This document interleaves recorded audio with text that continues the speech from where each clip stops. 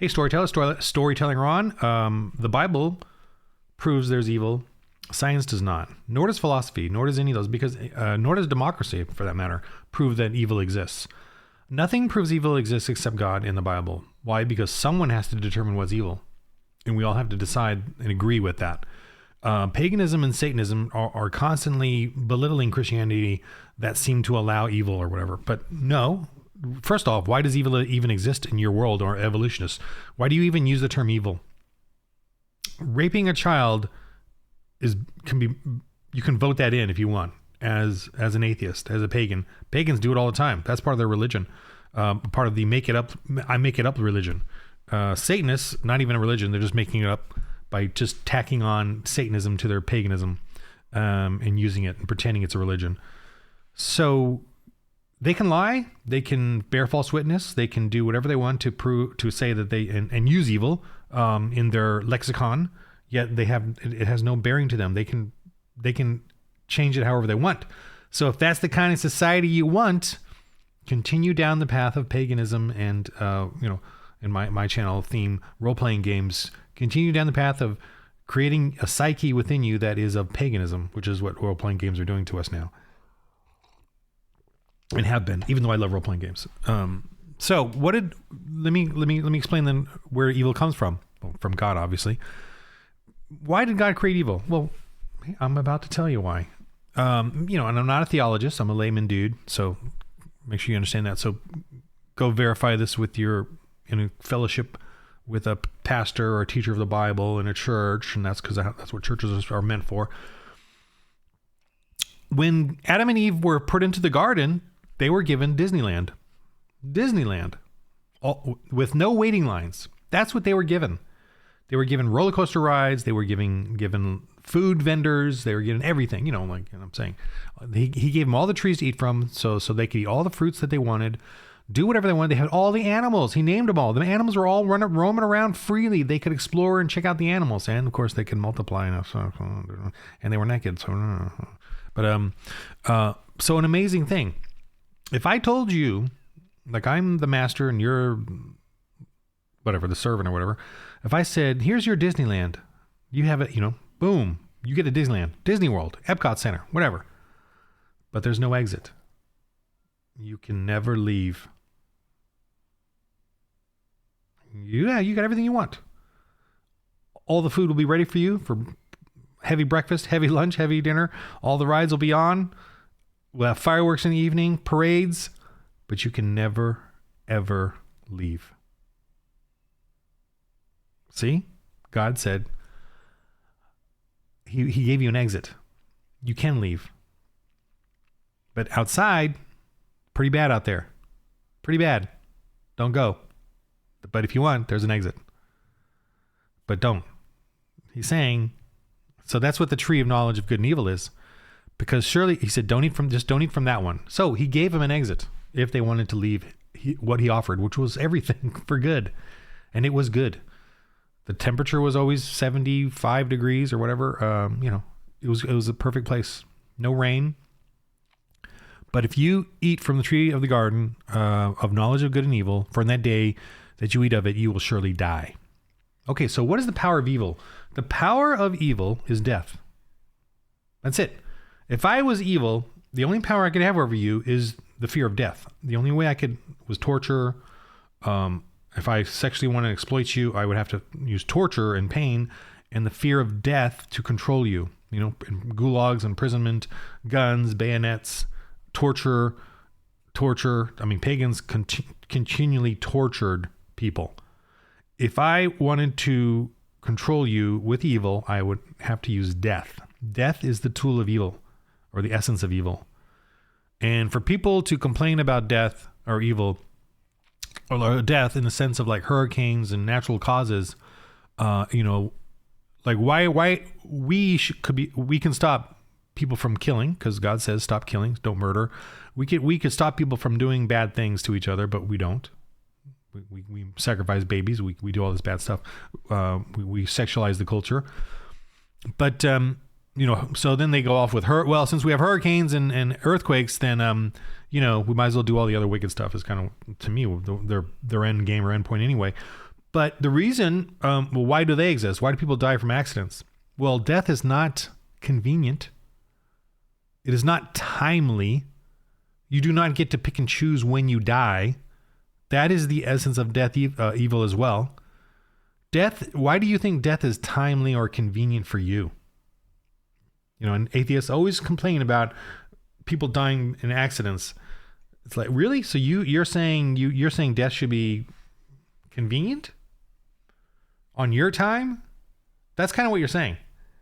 When you decide, or only when you go into a bad place, you're going to have death? No, death is like, F you. I don't care. Evil exists, and the Bible explains that evil exists, and it explains on both those points, on our wickedness and on you cannot decide when or how. The Bible explains all of that. You just don't want to learn it, I'm talking to non-believers and stuff. So let's go to one last thing here. I'm going to explain about death or evil, and which is death, is how to define it. Ta-da! I hope you can read that. No God but me. That's an amazing first commandment. So the 10 commandments define evil. No God but me. That's amazing, because what that's saying, a little bit, that's fine. What God is saying there is, I'm not going to force you to believe in me.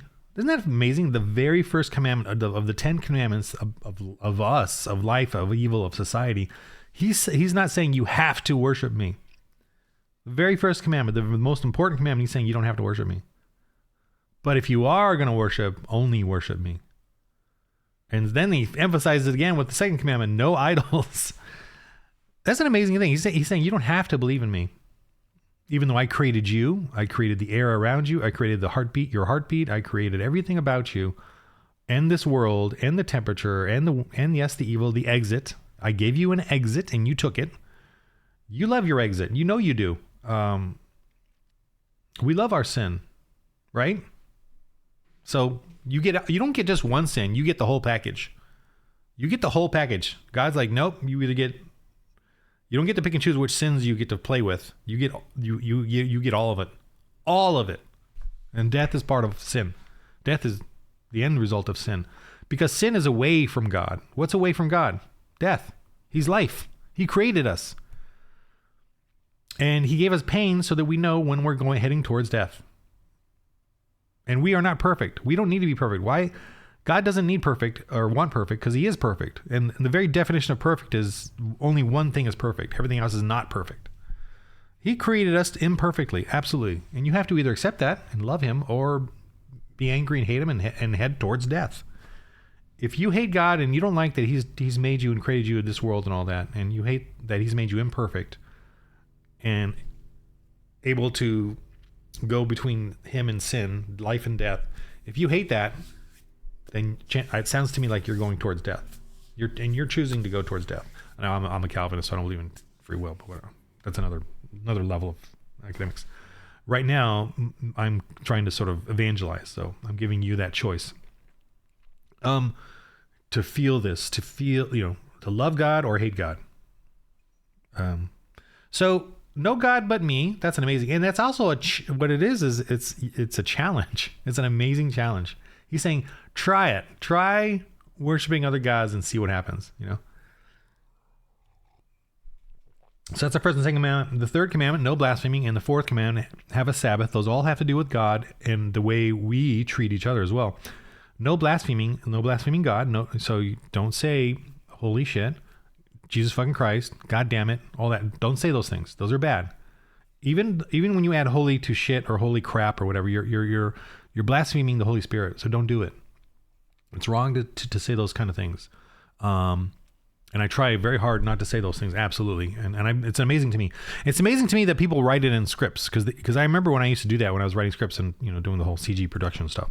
I would write, and I would actually type that, holy crap, or Jesus Christ, or whatever. And I were like, wow, I have to actually type it in there. I have to actually do it.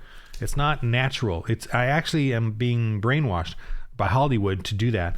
And I noticed, and this kind of annoys me, I noticed a lot of, Seth Rogen types blaspheming Jesus Christ all the time in their movies. I'm like, you don't even believe in Jesus Christ. Why do you need to blaspheme him? And they do it all the time now. And I notice it a lot now. And I'm like, what's his name? Mr. Nice Guy, everybody, Mr. Lovable, the Deadpool guy. He's constantly blaspheming Jesus Christ. It's like, stop. I gotta, I would post on his Instagram or whatever, but I'm not going to be noticed. I'll just have to pray for him to stop blaspheming Jesus Christ. I don't think he's a Christian. So why blaspheme Jesus Christ? So also though, if you don't follow that law, no blaspheming of God, you're going to treat other people very terribly. You're going to curse and swear all the time at children, at other people. It's really like, it's an amazing thing. When I stopped blaspheming God, I stopped, I do still swear and curse, but I am aware of it, and I'm trying to be more and more, and it even says in the Bible, don't swear at people, don't curse at people. It's just not, it's not good. It brings people down.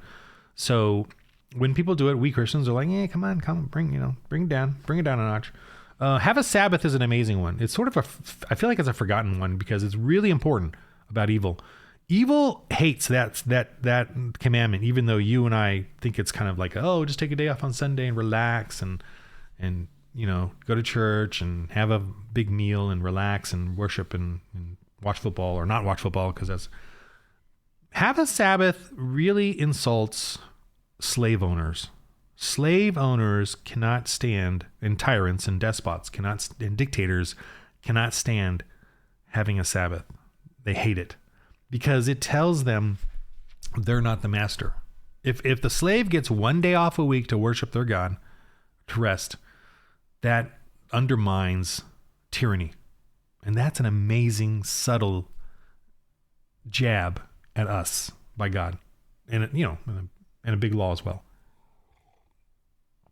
Remember the Pharaoh and the story of Moses? That's what this is all about.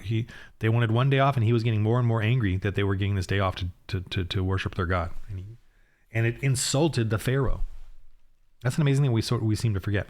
No adultery, and honor the father and the mother. That's very important especially for today, because there's so much going on today with sexuality and perversity and destroying the family and Marxism and the woke and the LGBTQ and the trans. That's what they're attacking, the adultery. They're grooming the children now. That's evil, pure evil. And here we are bowing to it. We're compromising with it. We're trying to get along with it. We want to be acceptable, especially in the role-playing game culture, RPG culture. This is what you're doing. You're bowing to adulterers and people who do not honor the father and the mother. And that's why I'm saying get out. Get out of those RPGs. I'm offering the Dark Ages, Apostles of the Epoch, Christians in Space, to cover the coolest periods of doing RPGs. And you get all the fun, adventure, excitement. And that's my ministry, is in the RPG culture, because that's all what I know and love, and what I have went crazy on when I was a kid, and all that. And it's in my psyche. But I've now understood that the role-playing games are... turning us into pagans and making us not want to follow these commandments, because this is the definition of evil. If you don't follow these, you're evil. That's evil, right? You want sexual perversity. You don't want to worship, want to destroy the fathers and mothers of this world and not allow them to have their own children. You want to take away their children from them. You don't want them to raise their children. That's evil.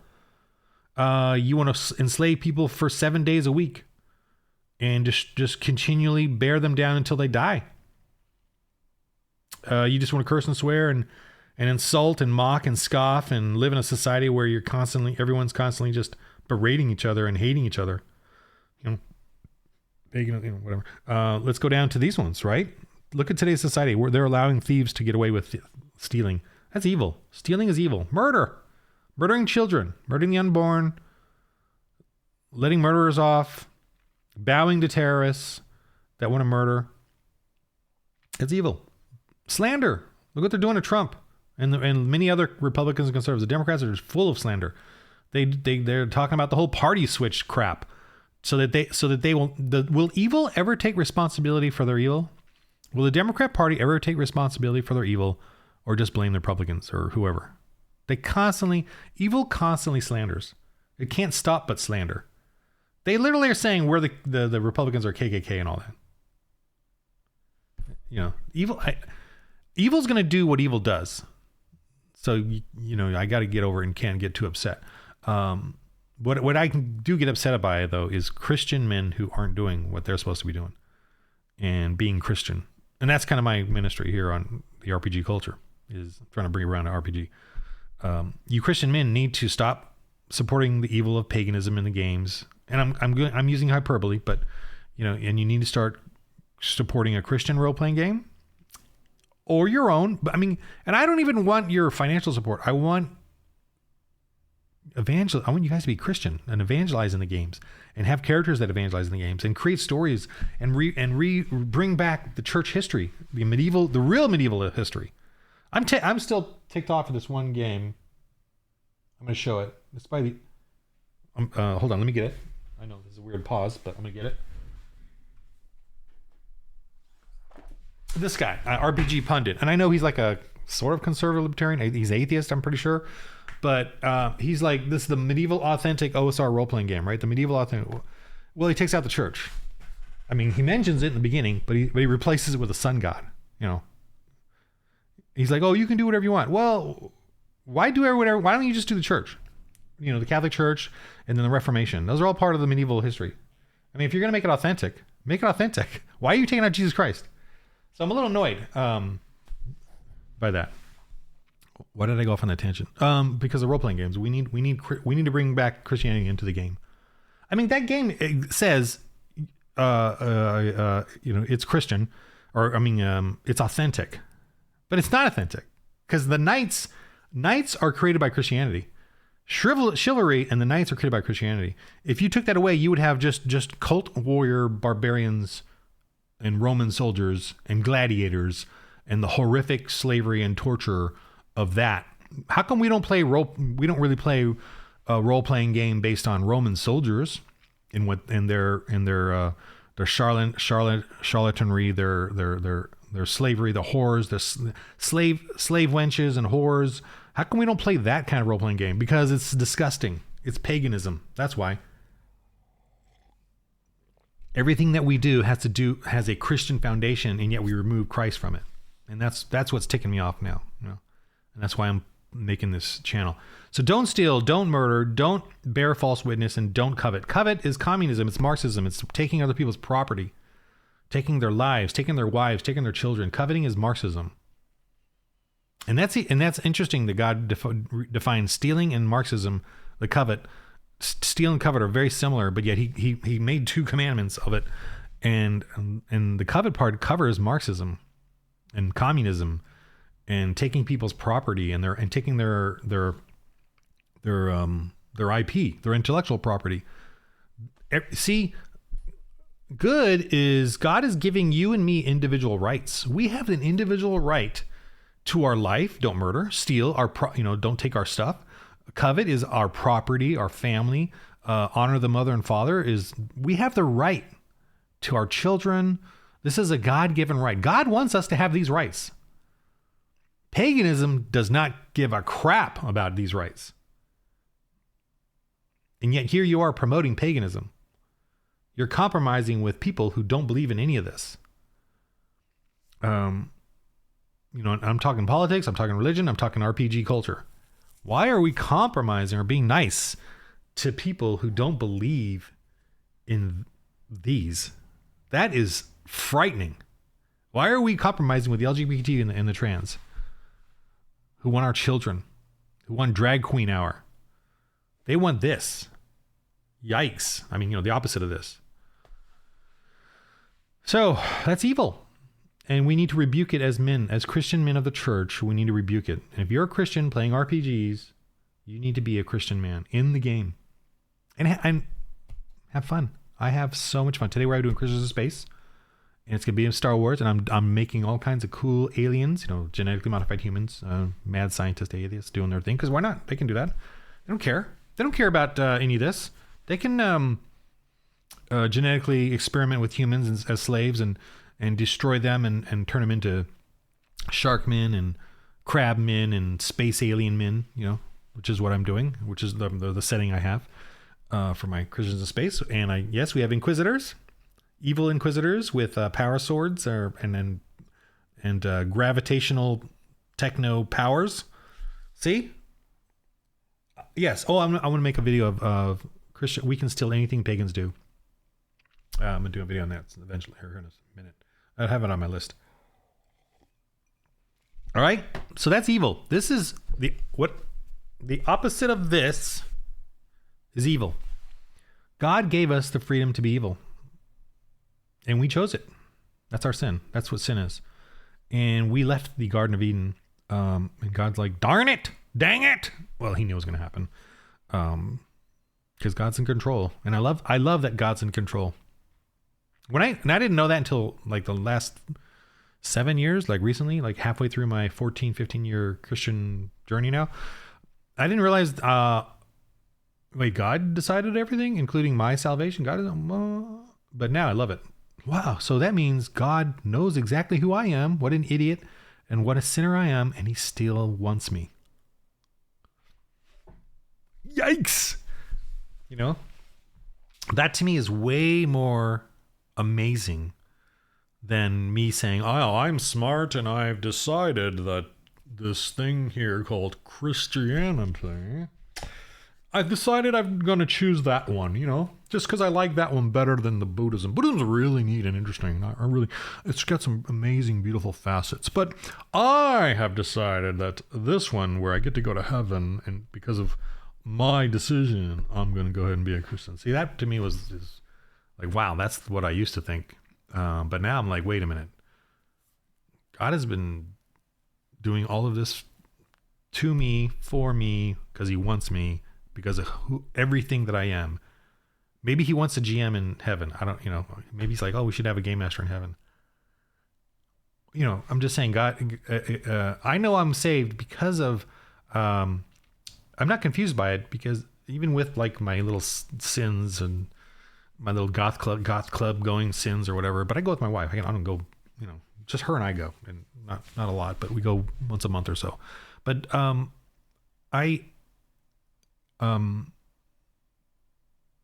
wants me. What was my point? Even though my sins, I know what I just lost my track of thought.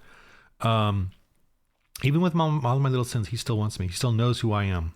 So I'm not confused about my faith, because I just want to pursue God. Like I enjoy it. I think about God all the time, and I, reading the Bible, doing this, it's just a joyful thing. Like it's very, I'm just kind of calm with it all. It's like happy and joyful. And I'm not to say that bad things can't happen to me and I can't be tested or get frustrated or have frustrations in life. Right. At this very moment, I'm very comfortable and very blessed, but certainly I've had frustrations, and I've had a few now, recently, like the health thing, crippled in bed. And, even when during the COVID lockdowns, the wife lost her job. And so I was going to go work at Amazon at the warehouse, and I'd gone through the whole process, of being that, but didn't get to it yet. Cause then I had an emergency, appendicitis literally the week before I was going to start working, literally. And I was out for like 2 months, a month of recovery, and then just another month. And then I didn't go, and then she got a job back. But whatever, in those periods, I never got angry with God. I never, I got not angry with him, but like, God, please, come on, man, this sucks, or whatever. But I never blamed God. I love God. I always love God, even during those times. Even during those times where I felt like I was going to die, I still love God. Hopefully that was him testing me. I'm sorry, I'm going to get my hairs all, I'm going to redo that. Hopefully God was testing me and I passed. I don't know, but, I just love God. Just kind of that easy. All right. So I hope this has been helpful to you. It's helpful to me. God defines evil, and science cannot define evil, right? Science can't define evil. It can define whether raping a child is evil or not. Philosophy can philosophize itself out of that and decide it's okay. They're doing it now in academics. The academics are now preaching maps, whatever. They're now trying to redefine pedophilia. They don't want you to say pedophilia because that's insulting or something. Because they call it maps now or something. Like they're trying to get harmless words in there. This is how the homosexuality started in the 70s and 60s and 70s. It was in the academics. They were doing little lectures, little things, and then they started pushing it And I remember I grew up in it. I saw it. I saw how all the comedians were in lockstep with saying that, they just want to live their own life. They don't want to bother us. Every comedian was like that. Every comedian promoted masturbation, that it was normal for everyone to do it to porn. Every comedian did it. Every comedian I remember on TV, all of them had the same jokes promoting. I mean, it was weird and devilish. Not that I hate comedians or anything, but they're not, they're not, to me, individuals. They're sort of, I feel like they're promoter. I don't know, something weird about it. I know the word and the truth now. So whenever I see a comedian, I'm aware of what they're saying underneath the joke. But anyway, I could just keep talking, I guess, about God. Okay, I got work to do. I got with some Christian space prep. It's already fully prepped, but I got to just do more because I got to build a galaxy. I got to compete with Star Wars, right? The Star Wars, and I wish I could move the camera. I'm gonna do this. Oh, I hope I don't break this. Okay. There. Oh, not yet. Down there. See, there's all my Star Wars stuff. I hope this doesn't fall. See all the Star Wars stuff down there? Look at that. All that. I would say I read pretty much all of that. Because of how exciting Star Wars is, right? RPGs are. So I've got work to do, and you can help making cool adventures and modules for Load RPG. All the different settings. Anyway. Just asking for help, because I look on YouTube and there's a ton of RPG how-tos and videos, but there's no Christian ones, except me. And yet it's amazing. The sky's the limit. The heavens are the limit for Christian RPGs now. We can do it. We can do any genre, steal any idea, and Christianize it. Plant our flag in it. And create a Christian role-playing games. Freaking awesome. We do everything they do. I can play everything they're playing, but we even get another level of role-playing where we evangelize and plant a church.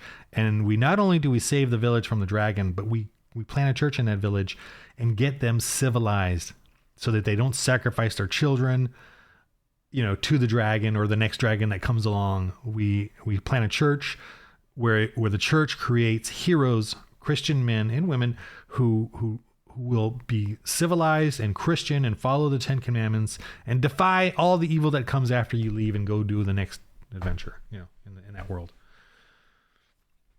All right. So remember, the game of life versus evil defined by the Bible, by God. Roll holy dice.